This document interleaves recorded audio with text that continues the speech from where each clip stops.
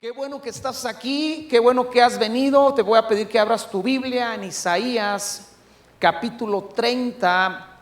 Yo quiero el día de hoy hablarte de un tema muy importante, como tantos temas de importancia que hay en la palabra de Dios.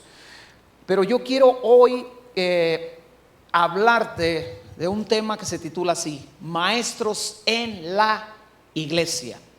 Maestros en la iglesia, pudiera titularse también la enseñanza en la iglesia, pero yo escogí ponerlo así porque voy a hablar precisamente de eso, de los maestros. Y no me refiero a maestros que dan una clase a los niños, una clase a los adolescentes, que sí es parte, pero te quiero hablar de los maestros que siempre ha habido y siempre debe de haber dentro del pueblo de Dios, con la tarea que Dios les ha encomendado. Isaías capítulo 30, verso 18 al 21 dice: por tanto Jehová esperará para tener piedad de vosotros, y por tanto será exaltado teniendo de vosotros misericordia, porque Jehová es Dios justo. Bienaventurados todos los que confían en él. Ciertamente el pueblo que moraba en Sión, en Jerusalén, nunca más llorará. El que tiene misericordia se apiadará de ti, al oír la voz de tu clamor responderá. Bien que os dará el Señor pan de congoja y agua de angustia. Con todo, tus maestros nunca más te serán quitados, sino que tus ojos verán a tus maestros. Entonces tu oído oirá a tus espaldas palabra que diga: este es el camino, andad por él, y no echéis a mano izquierda ni derecha, ni tampoco forzáis a la mano izquierda, Y cuando tú analizas un poco el contexto de esta historia, el pueblo se había extraviado. En el contexto en el cual leemos Isaías, Dios está tratando con un pueblo rebelde. Dios los está llamando a volverse a él. Dios, en el libro de Isaías, quiere tener misericordia del pueblo una vez más. Quiere hacer las paces con ellos, pero a la vez Dios va a tratar con ellos con angustia y con congoja, pero también con mucha misericordia y con mucha piedad. Este es el contexto. Pero la prueba de que los amaba es que les dijo: tus maestros nunca más te serán quitados. Es decir, aquí nos debe de quedar bien claro que cuando no hay enseñanza y no hay maestros dentro de la iglesia que enseñan la palabra, algo está muy mal. Algo está muy de cabeza.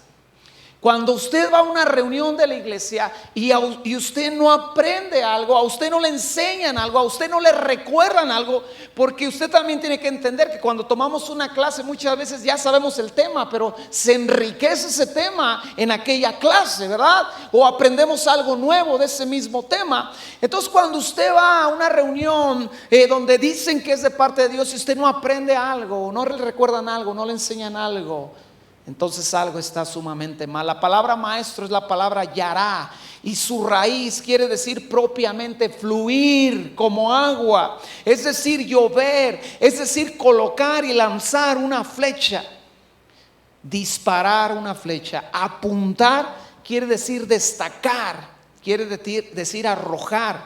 Dirigir habla de un enseñador, habla de un flechero, habla de instruir y demostrar algo.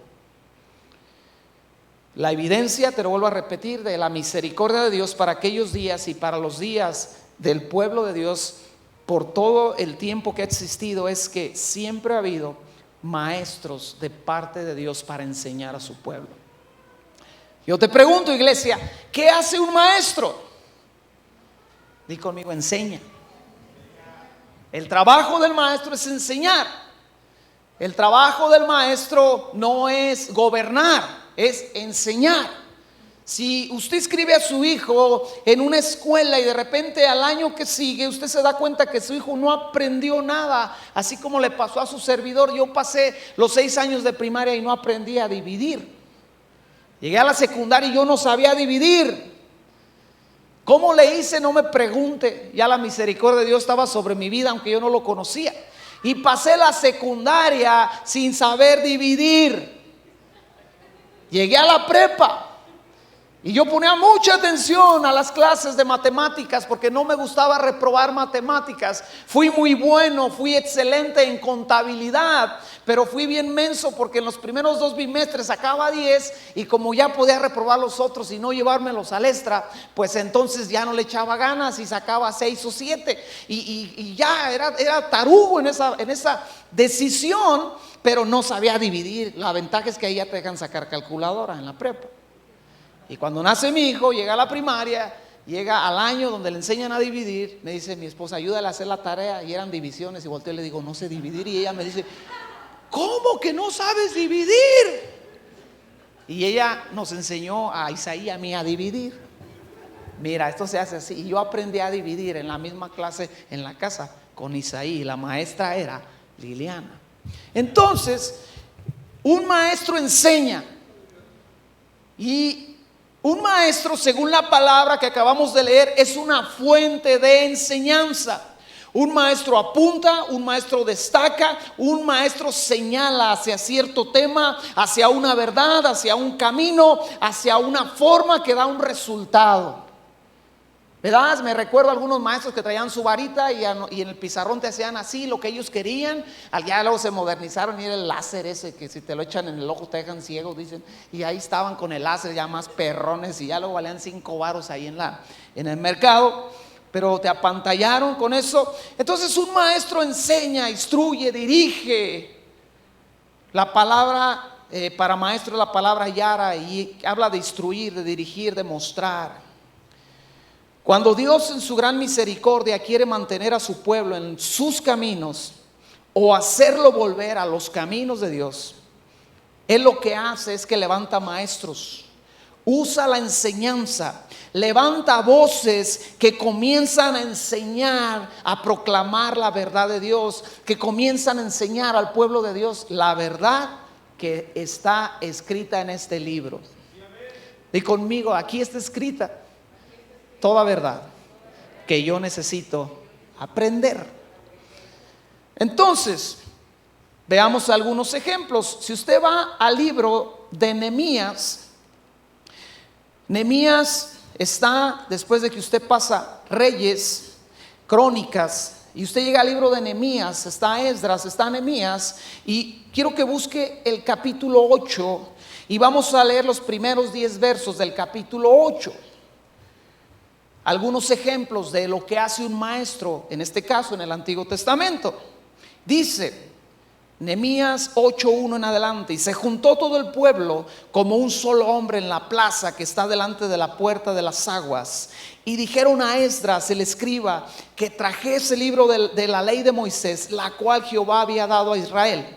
Y el sacerdote Esdras trajo la ley delante de la congregación, así de hombres como de mujeres, y de todos los que podían entender, el primer día del mes séptimo.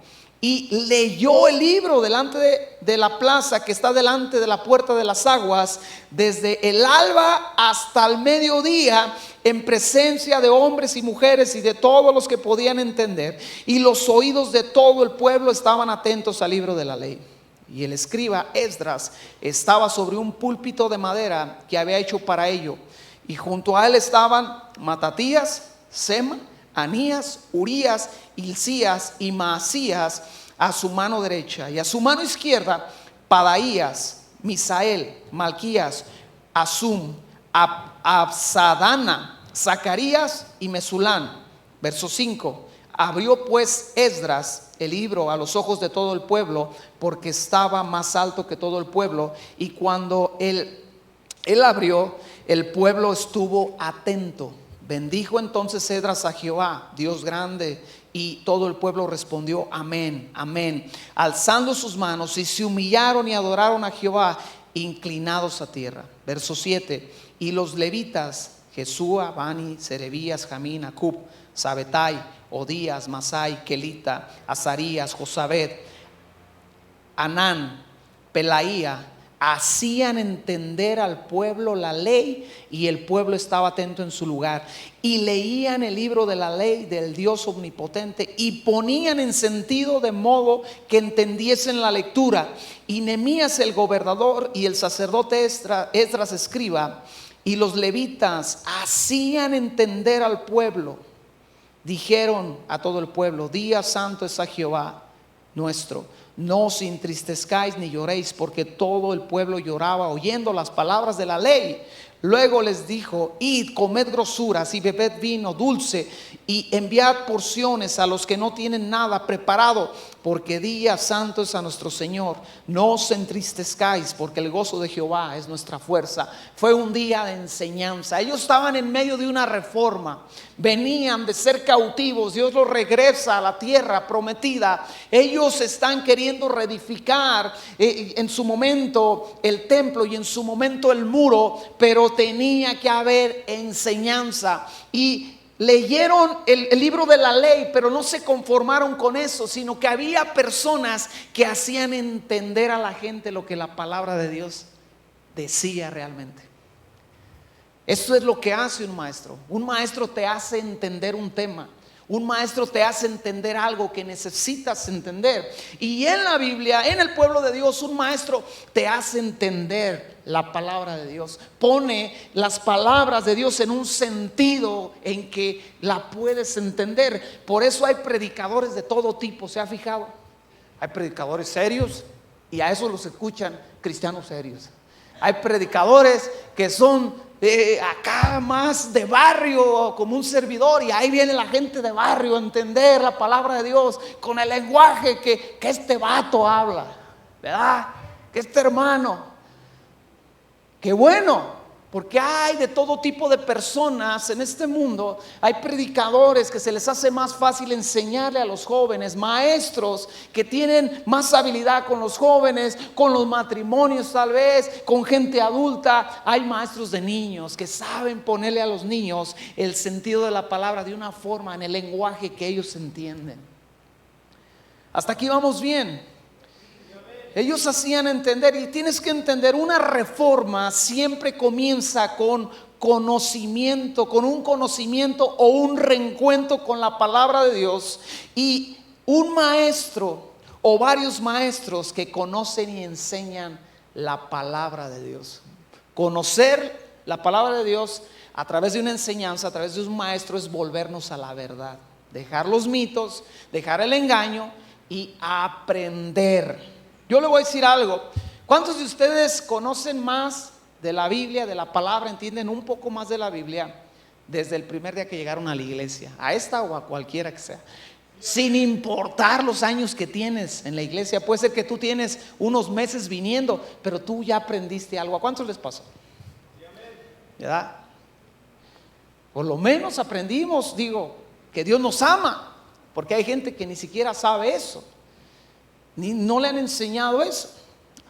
Juan capítulo 13, verso 13.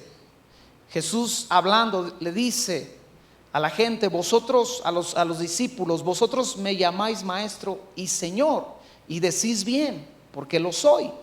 La palabra maestro es la palabra didáscalos, que quiere decir instructor, doctor, maestro. Escucha esta palabra que quiere decir padre de familia. Los padres de familia somos maestros, enseñamos a nuestros hijos. La semana que entra veremos algunas formas, algunas características de la enseñanza y por qué la enseñanza muchas veces fracasa. Esa palabra didascalos viene de la palabra didasco, que quiere decir enseñar, instruir, aprender. Es decir, los discípulos cada vez que se sentaban con Jesús aprendían algo. ¿Por qué? Porque Jesús era un maestro. Jesús es el Salvador. Jesús es el Redentor, Jesús es el Hijo de Dios, pero escucha, Jesús también es el Maestro. ¿Quieres aprender? Aprende de las enseñanzas del Maestro. Lee los evangelios, escucha, ve, analiza lo que Él enseñó acerca del amor, del perdón, de la vida eterna, del infierno mismo, de los demonios mismos, lo que Él enseñó. Y Él dijo: ustedes me dicen maestro, y tienen razón, yo soy maestro. Él dijo así. Entonces tenemos que entender que para lograr la reforma, el cambio más radical que la humanidad ha visto en cuanto a la forma en que Dios se relaciona con la humanidad, para lograr ese cambio, esa reforma, Dios envió un maestro llamado Jesús, que era el Salvador, sí, que era su Hijo, sí, pero fungía también como maestro. 47 veces En los evangelios a Jesús se le llama maestro. Y él nunca tiene problema con eso. Entonces esto nos debe de dejar bien claro que conocer a Jesús es conocer a un maestro. Es conocer la palabra, es conocer la enseñanza. 47 veces, te lo repito, Jesús es llamado maestro en los evangelios y él no tiene problema con que le llamen maestro porque lo era, lo es. Pero vayamos a la actualidad, salgamos de la Biblia y vayamos a la historia de la iglesia. Y hablemos de hombres que fueron maestros de la palabra y que cambiaron radicalmente al mundo y a la iglesia, como un hombre llamado John Wycliffe, que nació en 1330 y murió en 1384 en Inglaterra. John Wycliffe fue un sacerdote que empezó a leer la Biblia y descubrió que la salvación no era por obras, era por fe. Y descubrió que el ministro no fue llamado a enriquecerse y que el ministro no tiene la capacidad de meter y de sacar gente al infierno. Descubrió que en la Biblia no existe la palabra purgatorio, y él empezó a levantar su voz y a decirle a la iglesia y a todo el mundo: la Biblia dice, y empezó a enseñar, empezó a escribir enseñanzas. Lo excomulgaron, quisieron matarlo, no pudieron y él murió en 1384, rodeado de discípulos en una cama, enseñándole las verdades que él había descubierto en la Biblia. Hasta el último día de su vida él enseñó. Era un maestro. Dios estaba preparando una reforma. Todos escuchamos de Martín Lutero, pero para que Martín Lutero llegara hubo unos pre-reformadores, y el primero de ellos que encuentras en la historia es John Wycliffe. Después de él se levanta John Hus, alguien que nació en un pueblo de la República Checa en 1372 y murió en 1415, y se levantó a enseñar la verdad de la palabra. Ellos tenían un dicho, y cuando ellos eran llevados delante de un concilio, delante de prelados, delante de gente vestida exuberantemente porque eran ministros de la iglesia, y ellos les decían: retráctate de todas tus enseñanzas porque tus enseñanzas contradicen nuestra doctrina. Y ellos tenían un dicho, y el dicho decía: dame Biblia, no me des fábulas, no me des cuentos, enséñame lo que tú estás diciendo aquí en la palabra de Dios. Después de él se levanta Martín Lutero en el año 1843. Él nace en Eisleben, en Alemania, y muere en 1546. Y Martín Lutero hizo lo mismo. Martín Lutero se volvía loco porque no conocía la verdad. Era un hombre que había ido a un seminario y era un monje, pero él era atormentado cada noche por los demonios porque él no sabía si iba a ir al cielo o iba a ir al infierno, y no entendía cómo el hombre podía hacerse amigo de Dios si le decían que Dios era santo y que él era un pecador. Y él tiraba sus cobijas por la noche, se acostaba en el suelo titiritando de frío, diciéndole a Dios: te ofrezco este sacrificio porque quiero que me perdones. Y el diablo venía y le atormentaba y le decía: tú no vas a ir al cielo y Dios te va a condenar al infierno. Y él vivía en un terror. Su padre espiritual le dice: lo que tú tienes que hacer es leer la Biblia, porque Martín Lutero, aunque era un monje, no había leído la Biblia. Y él va en el monasterio donde estaba estudiando, y en el monasterio dice la historia que había una Biblia encadenada en un nicho. Y Martín Lutero comienza a pasar horas en ese nicho estudiando la Biblia, leyendo la Biblia que no estaba en su idioma. No había sido traducida en ningún lenguaje en aquel tiempo para el pueblo. Estaba escrita en lo que los prelados llamaban el lenguaje de los ángeles. Y Martín Lutero descubre que en Romanos dice que el justo por su fe vivirá. Y comienza a decir: no es por obras. Y de pilón le llegan escritos de John Wycliffe, le llegan escritos de John Hus, que aunque ya habían muerto, esos escritos empiezan a enriquecer su vida y lo empieza a perseguir la iglesia. Lo excomulgan, lo quieren matar, pero un político finge un secuestro y lo mete en un castillo. Y Martín Lutero traduce al alemán la Biblia. Y empieza en su edificio, en donde él era un monje, empieza a predicar la verdad. Empieza a inventar instrumentos para adorar a Dios. Entonces hubo una reforma porque hubo maestros. Sin maestros no hubiese habido reforma. Todos ellos, todos estos hombres leyeron la Biblia. Di conmigo, hay que leer la Biblia.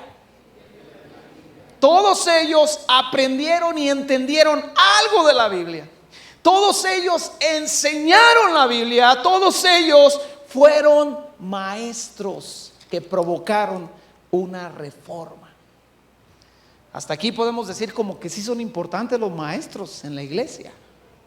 Hasta aquí podemos decir como que los maestros son indispensables, como que la enseñanza no es algo que podemos dejar a un lado, como que la enseñanza es algo importante como padres, como líderes, como creyentes, como congregantes. ¿Sabe por qué mucha gente se cree las barbaridades que luego le quieren enseñar, independientemente del lugar donde vaya? Porque no lee la Biblia. Una ocasión vino aquí un hombre que había ido a esos lugares donde tratan con el que tiene problema de alcoholismo. Qué bueno que hay lugares que quieren ayudar así. Pero ese hombre estaba endemoniado. Vino a la reunión de oración y empezamos a orar y empezó a hacer ruidos como de puerco. Yo dije, va a haber carnitas en la oración. Empezó a hacer ruidos bien raros. Se postró, pero a vomitar y escupir. Luego se volvió a levantar y yo me molesté no con él, con el diablo que estaba nomás distrayendo, y me le acerco y lo voy a reprender, y lo primero que hace es que me tira una mordida. Le dije, ay, es un puerco mezclado con perro. Volteé y me quedé, cálmese, y le puse la mano en la cabeza y por allá fue todo. Después de la reunión hablé con él. Y él me decía todas las cosas que le habían enseñado, que por qué esto, que por qué aquello, que por qué allá. Cuando acabó de hablar y le dije, ahora me da chance de hablar a mí, me dijo, sí. Le dije, todo lo que me estás diciendo carece de un sustento bíblico. No hay nada que tú me hayas dicho que esté escrito en la Biblia. Lo sé porque la he leído. Te metieron ideologías, te metieron formas de pensar humanas que no coinciden con la palabra de Dios. Tú necesitas, le dije, leer la Biblia, porque él decía que les enseñaban la Biblia, pero no conocía la doctrina fundamental de la Biblia. Le dije, ya naciste de nuevo. No sabía qué era nacer de nuevo, mucho menos sabía cómo nacer de nuevo, mucho menos sabía acerca del pacto de Cristo a través de su sangre, mucho menos sabía de la misericordia, de la redención. Mucho menos sabía de temas básicos que un creyente debe de entender para vivir una fe constante. Lo animé, lo invité a leer la Biblia, a conocer la verdad. Volvió a venir unas cuantas veces, pero no quiso dejar lo que tenía que dejar. Un día, acabando la reunión, le dije, tienes que dejar lo que tienes que dejar. Tú sabes qué es. Si no dejas lo que Dios te está llamando a dejar, no va a haber cambios en tu vida, no vas a ser libre. Y pues ya no hubo más. Los maestros en el Nuevo Testamento, Juan capítulo 3 verso 13, ya lo leímos, donde Jesús le dice, ustedes me llaman maestro y bien dicen, haces bien porque soy maestro. Número uno, los maestros en el Nuevo Testamento comenzamos entendiendo que nuestro Redentor es un maestro, fue un maestro. Él enseñó, no solo sanó, no, enseñó. Número dos, Hechos capítulo 13 verso 1 y 2 dice lo siguiente. Había entonces, Hechos capítulo 13 verso 1 y 2. Había entonces en la iglesia que estaba en Antioquía profetas y maestros. ¿Cuál fue el resultado de que había profetas y maestros? Que el primer misionero de la iglesia, llamado Saulo, fue enviado junto con otro hombre a predicar el evangelio. Y usted tiene ahí el nacimiento de aquel hombre que tuvo más influencia sobre la iglesia hasta el día de hoy, el apóstol Pablo, que era llamado Saulo, pero que Dios le cambió el nombre a Pablo. Y él fue encomendado, llamado, ordenado en un ambiente donde había profetas y había maestros. Déjame hacer un paréntesis aquí. A muchos les gusta la profecía, les emociona la profecía, pero no les gusta la enseñanza. A muchos les gusta la profecía porque es mística. De repente alguien dice: así dice el Señor, Dios va a hacer grandes cosas contigo, y la gente tiembla y se cae y está chido. Pero cuando tú le dices: siéntate ahí porque te voy a hablar acerca del amor, dice la gente: no, pues mejor profetízame, es más emocionante. Y escucha, en la iglesia primitiva había una mezcla, un equilibrio entre lo profético y la enseñanza. Pablo fue llamado en ese ambiente. No solamente había profetas, había maestros. ¿Sabe por qué es importante esto? Porque muchas veces la gente ahí se pierde.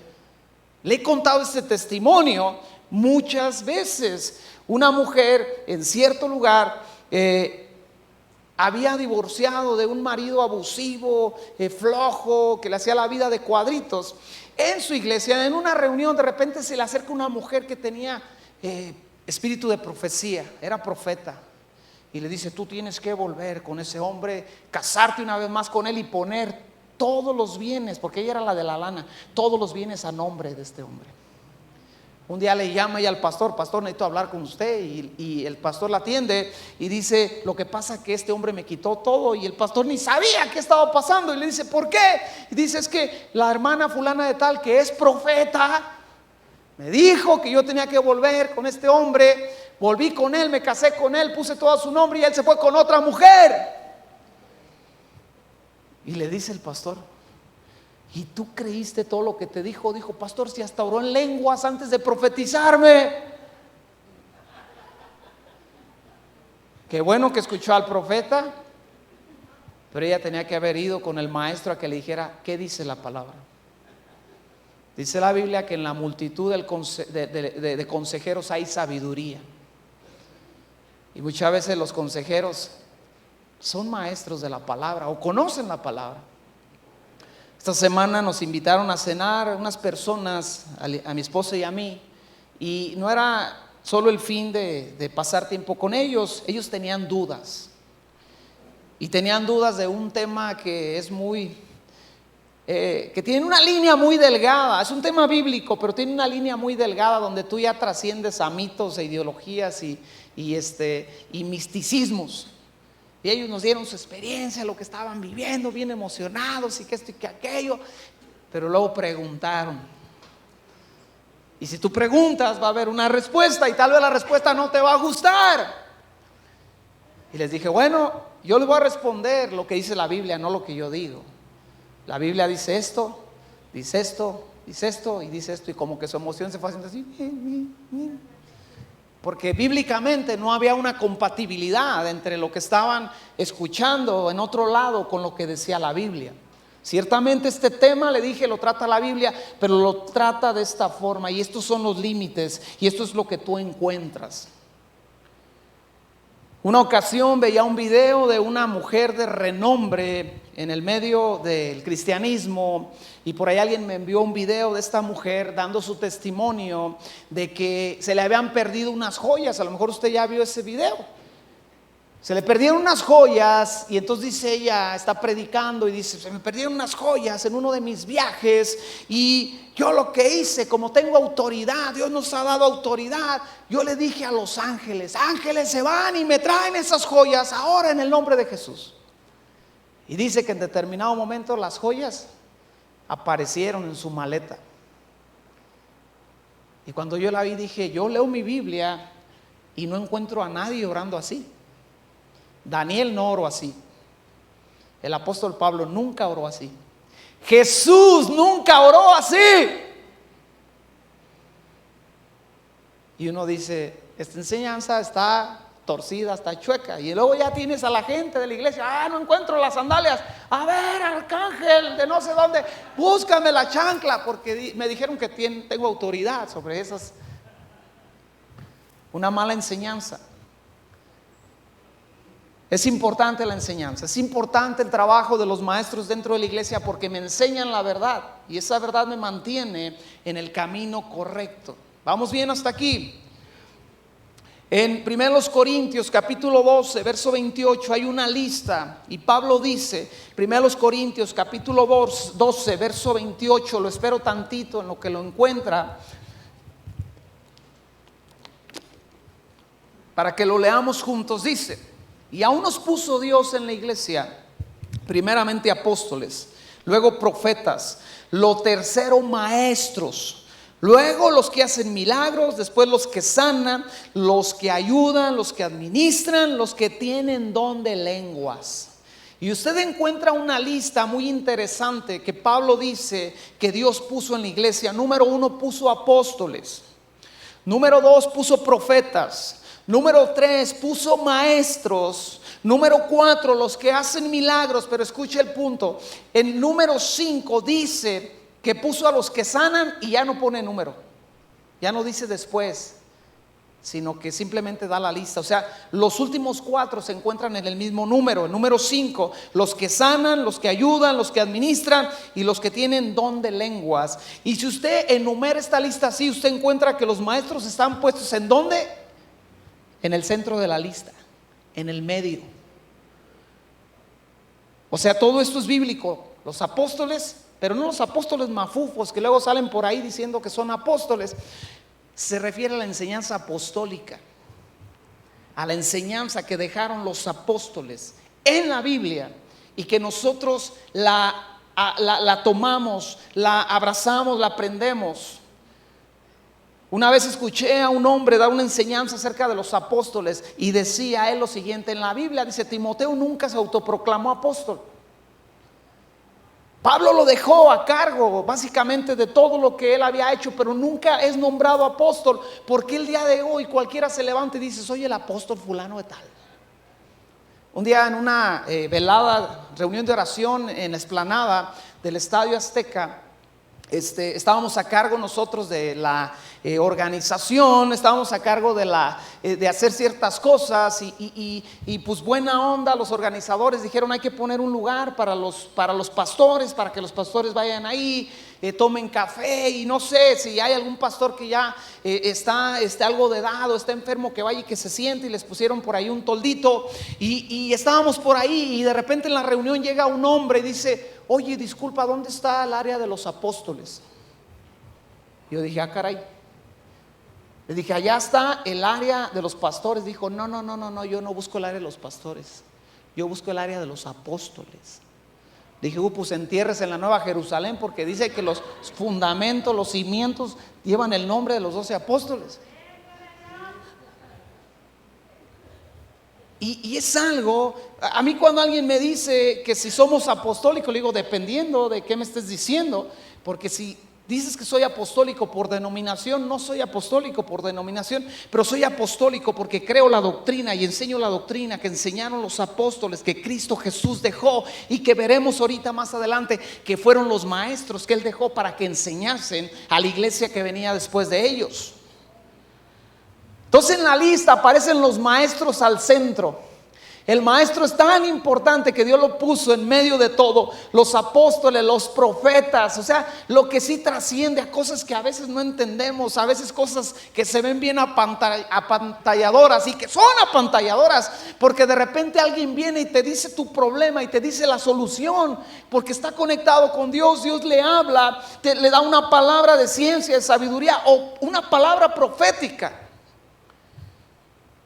Y está bien chido eso, pero después de eso viene la enseñanza, y la enseñanza tiene que coincidir con lo que Dios dijo. Cuando alguien te profetiza, esa profecía debe de coincidir con esto. Si un profeta viene y te dice: ahorca a esa mujer para que te deshagas de ella, eso no es Dios, aunque ese hombre diga que es profeta.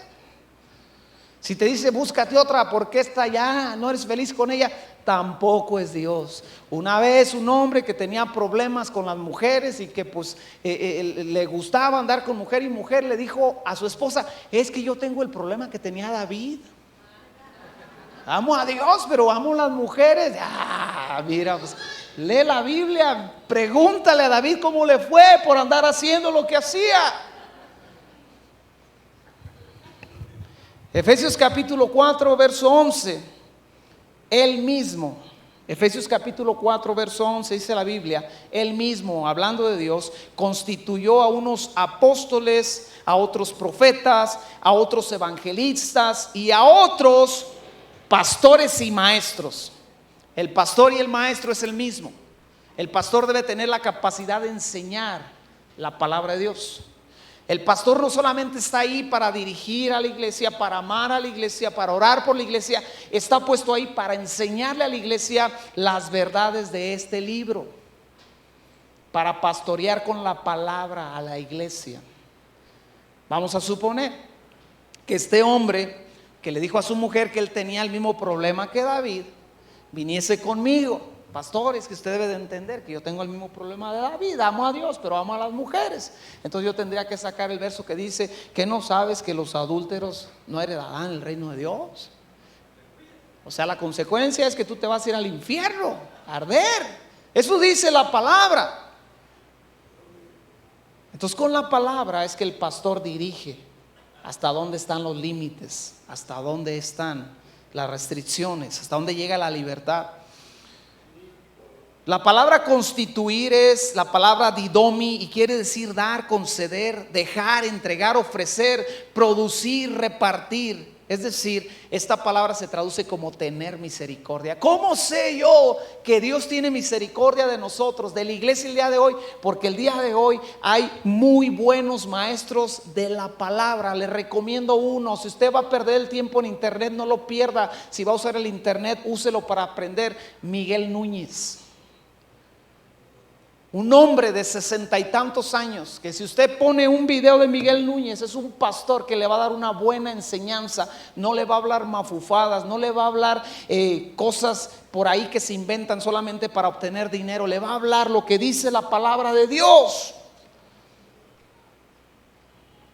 Leonardo Ravenhill, otro maestro de la palabra. Paul Washer, otro maestro de la palabra. Usted va a aprender algo si se pone a ver esos videos, no a los que dicen que usted es Jehová Junior, no a los que venden los tenis de la fe, no a los que dicen pásale y si tú depositas en esta hora esta cuenta, oh, Dios va a bendecir tu vida porque soy el apóstol fulano de tal. Vete a la fregada. Palabra, Biblia, quiero Biblia, dame Biblia. Si tú me dices Biblia, yo voy a oírte. Y por eso usted debe de leer su Biblia, porque qué tal que yo un día salgo con una mafufada y usted bien creído. En la mañana les enseñaba a los que vienen a la clase de liderazgo, fue la razón por la cual yo me fui de una iglesia, porque empezaron a enseñar cosas que la Biblia no dice. Empezaron a recortar la Biblia conforme a lo que ellos querían. Y yo le dije al pastor: yo me tengo que ir porque tú y yo ya no estamos de acuerdo.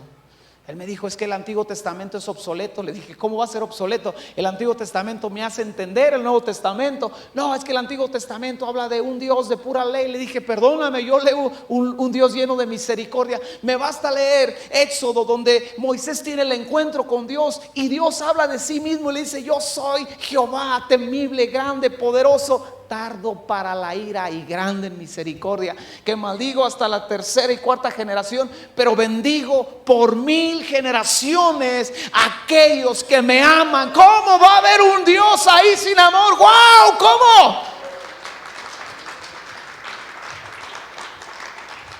Y yo me fui de ahí porque la enseñanza que me querían dar ya no era compatible con la Biblia.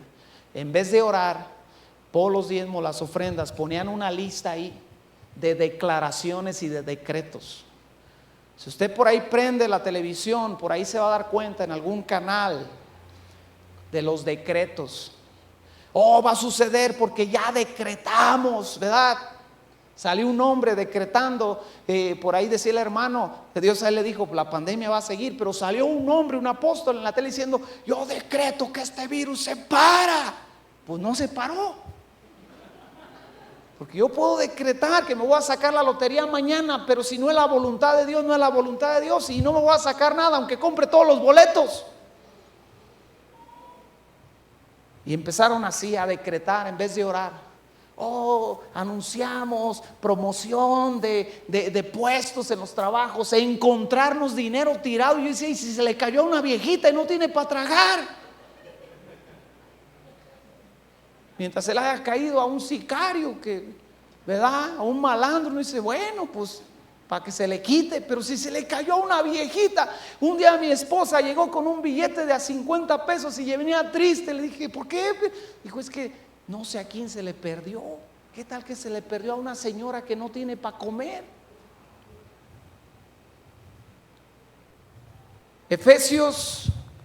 Segunda de Timoteo capítulo 1 verso 11. Segunda de Timoteo capítulo 1 verso 11. Pablo dice en ese verso que él fue constituido apóstol, heraldo. Heraldo quiere decir un predicador, un maestro. Dice, fui constituido predicador, apóstol y maestro de los gentiles. ¿Alguien sabe qué es un gentil? Voltea a ver al que está a tu lado y dile, hola, gentil. Los gentiles son todos aquellos que no son judíos, y como usted no es judío, usted es gentil. Entonces, como Dios no solamente quería tener un pueblo que fuera judío, Él quería tener mexicanos dentro de sus hijos, dentro de sus filas, porque ya sabe que los mexicanos no solamente somos buena onda, además somos muy guapos y además comemos bien. Y como a Dios le gusta ser generoso y tiene mucho para dar, dijo, yo necesito a los mexicanos que son dragones. Y como sabe que también somos buenos para tener hijos, entonces dijo, yo quiero que mi iglesia crezca, así que traigan a los mexicanos. Y usted es un gentil. Pero para alcanzarlo, Dios dio un maestro que es el más grande maestro influenciador del Nuevo Testamento, llamado Pablo. El más grande maestro, obviamente, hablando después de Jesús, no fue enviado a los judíos, fue enviado a los gentiles, a usted y a mí. Imagínense cuán grande misericordia tuvo Dios de todo el mundo, que levantó un hombre con entendimiento en aquellos días llamado Saulo, un perseguidor de la iglesia, un asesino de cristianos, que se encontró con Dios cuando iba camino a una cacería de cristianos. Él no cazaba brujas, él cazaba cristianos, y con autoridad y cartas de parte de los judíos, él llevaba intenciones de apresar cristianos, y Dios le sale en el camino. ¿Y qué cree lo primero que le dijo Saulo? ¿Quién eres, Señor? O sea, sintió, se le apareció Juan Diego, sintió que la Virgen le hablaba y dijo, ¿quién eres, Señor? O sea, no le debatió, no le discutió, él sabía quién era. Dijo, yo soy Jesús a quien tú persigues. Y dura cosa te es estar queriendo ganarme, y dura cosa te es dar cosas contra la hijo. Levántate, entra a la ciudad y te van a decir qué hacer. Sí, de la mano lo llevaban. Pero ese hombre se convirtió en el maestro que dejó más enseñanzas. No estoy menospreciando a ninguno de ellos, a nadie.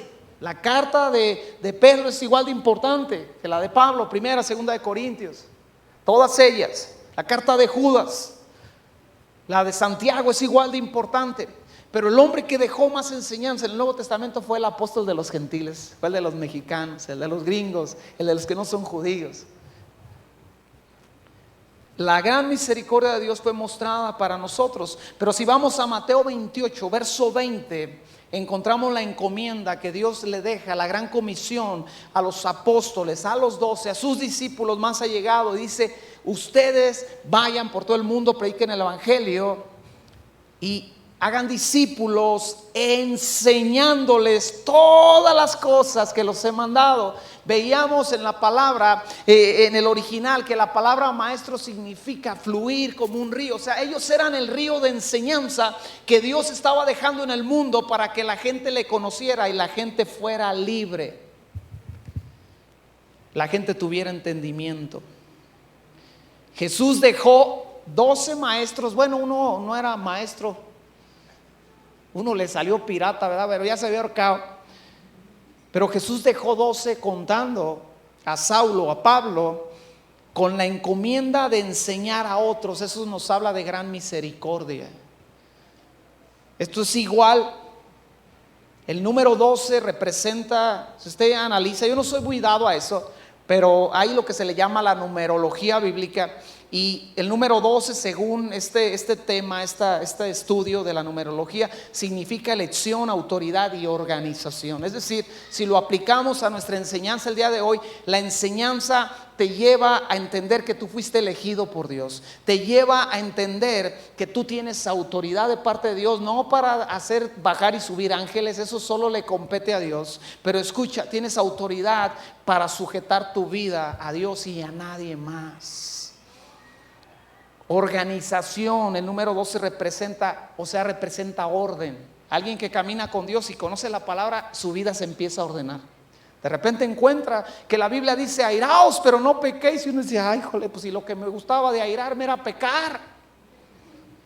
¿Cómo que ya no puedo pecar? Sí, pero te puedes enojar.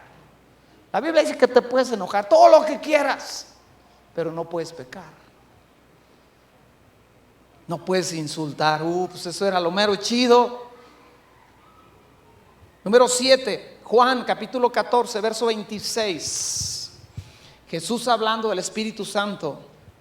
Él les está diciendo, ya me voy, les dejo al Espíritu Santo. Y hablando del Espíritu Santo, en el verso 26 de Juan capítulo 14, dice, el Espíritu Santo les enseñará. Y conmigo, el Espíritu Santo también es un maestro. Jesús era un maestro, Jesús es un maestro, el Espíritu Santo también es un maestro. Si tú conoces al Espíritu Santo, si tú buscas al Espíritu Santo, vas a aprender algo. Te va a enseñar algo y te lo va a poner en un lenguaje que tú lo entiendas. Te he platicado esta experiencia muchas veces, tal vez tú no la has oído, pero en una ocasión, pocos años de casado, esta mujer se enojó conmigo por algo que yo no merecía que se enojara conmigo. Aquella vez yo tenía la razón, pocas veces tengo la razón, pero aquella vez yo tenía la razón y yo me subí enojado a mi carro todavía no me subía al carro, yo me fui al cuarto y estaba en la cocina y dije, Dios, ¿por qué pues? O sea, no es justo que esto y aquello, ¿qué hago? Y Dios me dijo, cómprame un ramo de flores y yo me enojé más. Dije, bueno, ¿con quién estás? Y el Espíritu Santo me dijo, cómprale un ramo de flores. Y yo me subí al carro, traía un bolcho igual de viejo que el que traigo ahora. Me subí y yo enojado en el carro. Ay, todavía le vas a comprar. Y de repente empiezo a escuchar ahí algo que me decía, y todavía le vas a comprar flores. Estás bien menso, te van a hacer como les da su gana. Por eso el dicho que por ahí alguien decía, que los claven de hocico, te están clavando de hocico. Y volteé y entendí que era el diablo. Y dije, bájate de mi carro, desgraciado. A ese sí lo puedes correr. Bájate de mi carro. Es un bolcho viejo, pero tú no mereces ni siquiera treparte a mi bolcho viejo. Fui a una florería, compré flores, llegué con esta mujer, me vio y empezó a llorar y llorar. Me abrazó y me dijo, perdóname, es que ay. Y todo lo que yo le quería decir, ella lo dijo. Dije, ándale para que se le quite. Ahora dile que a mí me compre chocolates. Y Dios me enseñó acerca de temas como este. El Espíritu Santo me enseñó que la respuesta apacible apacigua la ira, que es mejor perdonar y amar que contender y que pelear. Dios me enseñó a cuidarla como un vaso frágil. Dios me enseñó a honrarla y que al que honra será honrado. Dios me enseñó que el que se humilla será enaltecido. Ay, que siempre reaccionar así, porque no siempre he logrado entender. Y a veces me dejo llevar por mi carne y mi ira. El Espíritu Santo enseña, instruye, tú aprendes. El Espíritu Santo es un maestro personal y es un maestro congregacional. Esto nos lleva a que Dios tiene misericordia personal sobre tu vida y tiene misericordia personal. Puede que tú digas, bueno, aquí yo estoy aprendiendo algo, no tiene que ver conmigo, tiene que ver con el Espíritu Santo. Yo nada más soy un herrero. Y luego veo en la tele gente estudiada que está peleada con la Biblia y dice que que tiene un doctorado en quién sabe qué. Dice, no, la Biblia está llena de contradicciones y dicen puras tarugadas. Y yo digo, ¿cómo es que el herrero entiende más que tú? Por el Espíritu Santo. O sea, no se trata del que está enseñando, se trata del Espíritu Santo que le enseñó. Entonces toda la gloria se le vuelve a él. Qué buena enseñanza diste, apláudele al Espíritu Santo porque él me enseñó.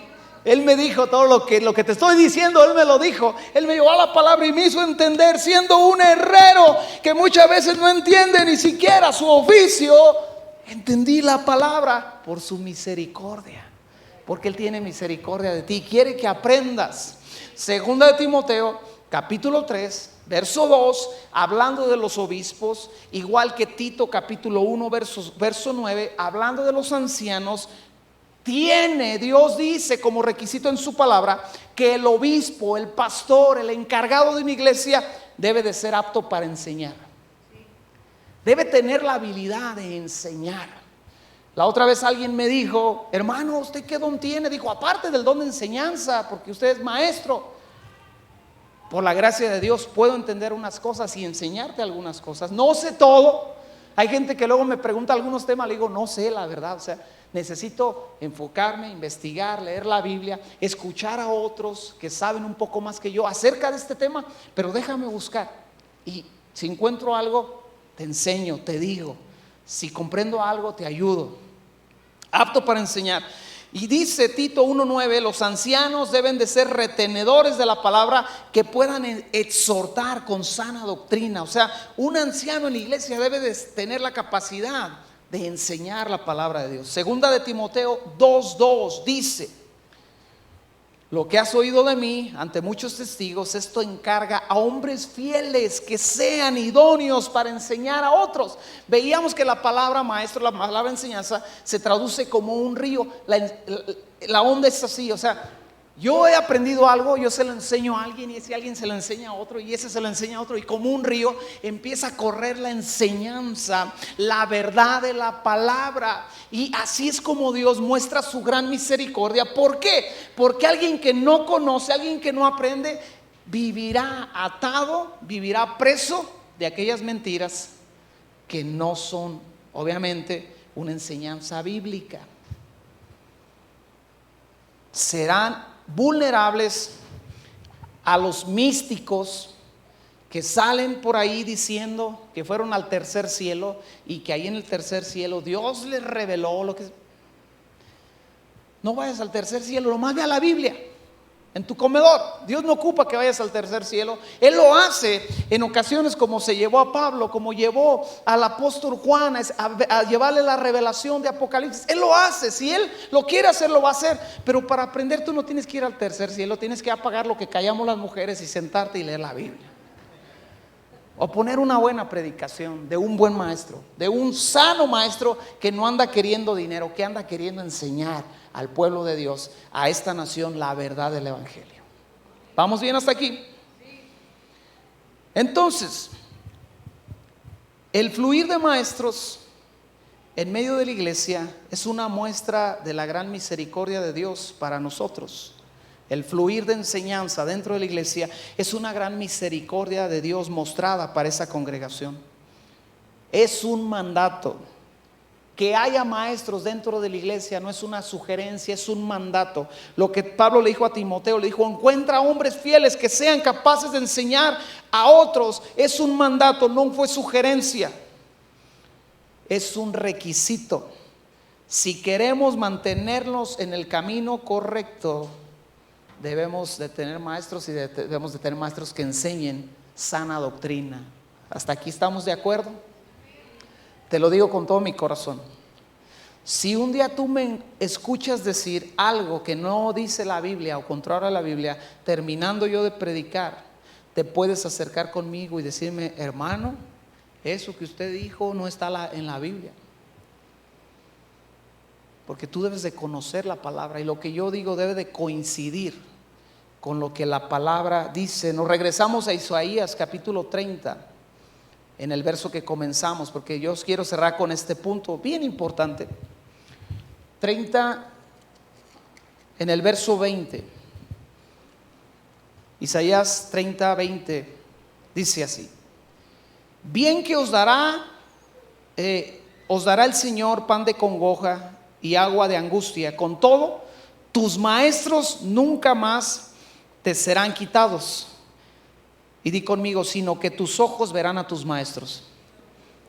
Esto es importante, es un punto muy importante. Di conmigo: mis ojos deben de ver a mis maestros.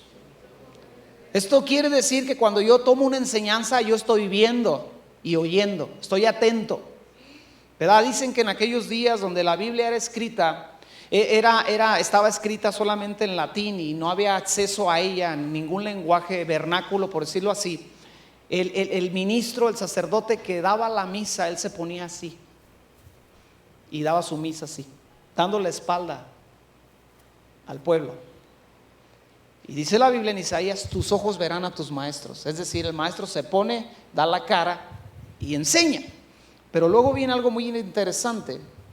En el verso 21 dice: entonces tus oídos oirán a tus espaldas palabra que diga: este es el camino, andad por él, y no echéis a la mano izquierda, ni tampoco torzáis a la mano izquierda. Escucha lo que está pasando.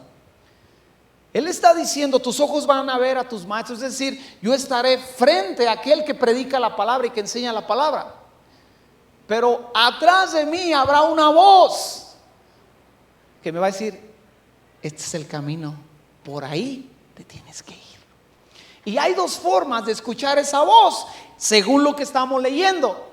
Puede ser que tú escuches esa voz mientras estás escuchando la enseñanza delante de un maestro de la palabra, delante de alguien que está enseñando una verdad, predicando una verdad. O puede ser que cuando la clase se acabe y tú te des vuelta, tú empiezas a caminar por la vida y te enseñaron que hay que perdonar en aquella clase. Y tú de repente te encuentras aquel hermano que te cae bien gordo, aunque van a la misma iglesia. O vas a Chedraui y te encuentras al hermano que habló mal de ti. Ayer hablaba con alguien y estábamos platicando y le dije: mira, no te enojes, perdona, porque nos vamos a ver en el cielo. Le dije: no, espérame, me regreso, nos vamos a ver en Chedraui, porque luego nos encontramos en Chedraui y andamos bien peleados. No le entres a la bronca, perdona, ama, ten misericordia. Y en la predicación hablaron del perdón, del por qué debes de perdonar. Y tú vas a Chedraui y te encuentras a tu suegra y te dan ganas de verla feo, para empezar, de aventar el carrito como sin querer queriendo y esconderte en un anaquel,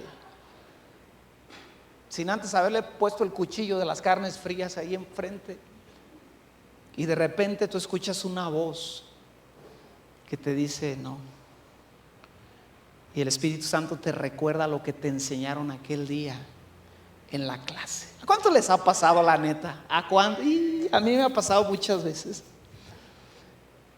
que empiezo mi semana y algo sucede y de repente quiero reaccionar. A veces me gana, pero a veces la misma predicación que di el domingo me la tengo que tragar yo solito y acordarme lo que prediqué el mismo domingo, porque el lunes ya en mi caminar tuve que escuchar esa voz que diga: este es el camino, no te apartes. ¿Y sabe por qué mucha gente acaba donde mismo en las mismas cosas? Porque deja de escuchar la voz que dice: este es el camino, vete por aquí. No, ya por acá, es que, no, aquí, sigue derecho, no te desvíes a la izquierda ni a la derecha, porque vas a acabar donde mismo, de donde Dios te sacó. Un borracho que quiere dejar de tomar porque amaneció crudo, trae la cruda moral. Si quiere dejar de tomar, aquel día ya tiene que dar un paso hacia otro lado, que no sea con los amigos que se la están curando, porque va a volver a tomar, porque se toman para curársela y le siguen con la otra y acaban otra vez en la borrachera. Un borracho que debe dejar de tomar se levanta y su carne dice: vámonos a la cantina, y él dice: no, vámonos a la chamba, y se va para el trabajo. Pero escucha una voz dentro de sí, a sus espaldas, en su mente, en su corazón, que dice: este es el camino, síguelo. Aquí se acaba mi predicación el día de hoy. Te pido que te pongas de pie. La semana que entra vamos a ver por qué fracasa la enseñanza en la iglesia. Así se llama la predicación, si mal no recuerdo. ¿Por qué fracasa la enseñanza? ¿Por qué los maestros muchas veces o no están, o no enseñan bien, o no logran los resultados que se debería de haber, a pesar de que dan una buena enseñanza? Inclinamos nuestro rostro. Padre Dios, gracias por este día tan hermoso. Gracias porque hoy abrimos nuestra Biblia.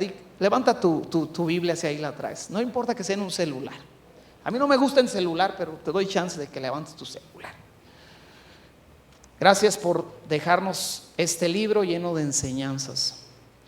Este libro que escribieron maestros que te conocían y a los cuales tú les enseñaste una verdad bíblica y ellos la escribieron, y hasta el día de hoy tú has protegido esta enseñanza, este libro que contiene las verdades que necesitamos estudiar y aprender, Señor, para tener esa vida que tú deseas para nosotros, para aprender acerca de ti. Así que te damos gracias por este libro y te pedimos que en esta congregación no falte la enseñanza.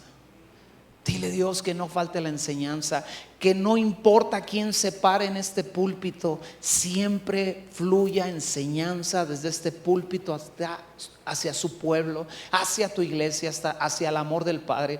Que no falte la eficacia de enseñar bien a los adultos, a los jóvenes y a los niños. Dale gracias por cada maestro en el área infantil que se prepara, que trabaja, que se esfuerza por entrar a ese salón y ministrar a los niños y darles una clase y poner en sentido y las palabras de la forma que ellos entiendan. Úsalos.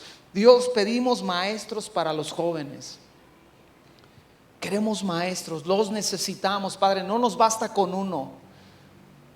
Queremos 2, queremos 3, queremos 10. Queremos un rol de maestros para los jóvenes, Padre. Yo te pido que en esta hora, en este momento, en estos días, tú pongas carga en el corazón de tu pueblo para enseñar a los jóvenes, Padre, tu palabra, tu verdad y lo que ellos necesitan conocer de ti, Dios. Te damos gracias esta mañana en el nombre poderoso de Cristo Jesús. Todos decimos amén, y le podemos dar un aplauso con todo nuestro corazón.